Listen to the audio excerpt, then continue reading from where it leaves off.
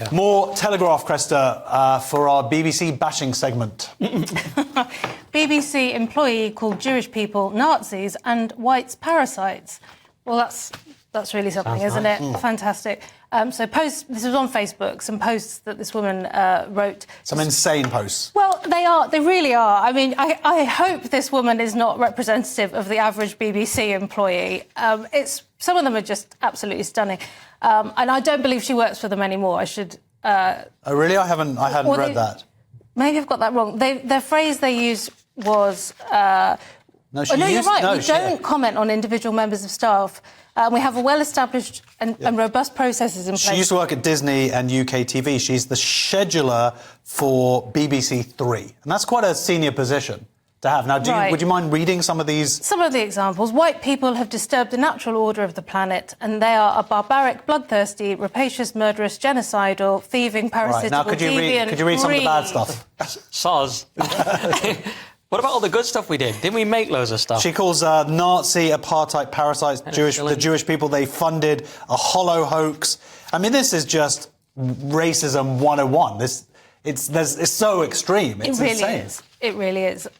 Yeah. Now, what are we going to see from the BBC, Nick? Yeah, I mean, they say that, we don't comment on individual members of staff, so far, nothing. But absolutely shocking. Obviously, this person can't work at the BBC in future. It reminded me of Louis Farrakhan. The thing is, and he is anti-Semitic, but people always forget, he also thinks that white people were, made in a lab and stuff. So this is that kind of thing. It's, really anti-Semitic, but also really anti-white, and then we're all just evil, Jews and white people. And, as you say, it's a Venn diagram story for headliners, because it's just anti-Semitism, BBC, but, again, it's just more embarrassing nonsense from the BBC. Well, of course, they can't necessarily be responsible for all employees. Lewis Schaefer doesn't represent GBNews. So, you could argue that... Lewis Schaefer doesn't represent the human race. Well, that's true.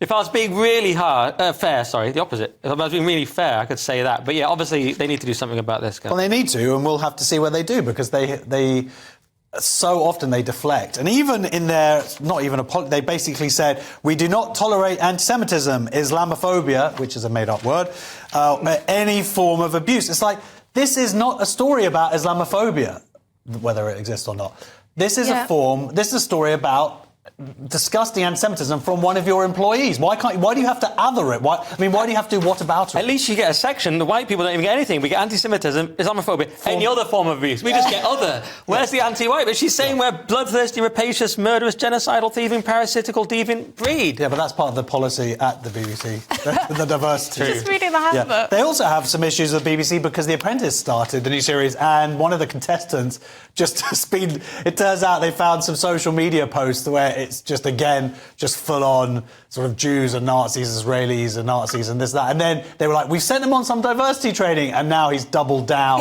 And he's he's going full out. It's hilarious. I respect that. See, I'm really considerate. People won't have to search for my tweets. It's all out there every night. They'll just turn on the telly and it's just right there. You can just cancel me immediately. Absolutely. Very convenient.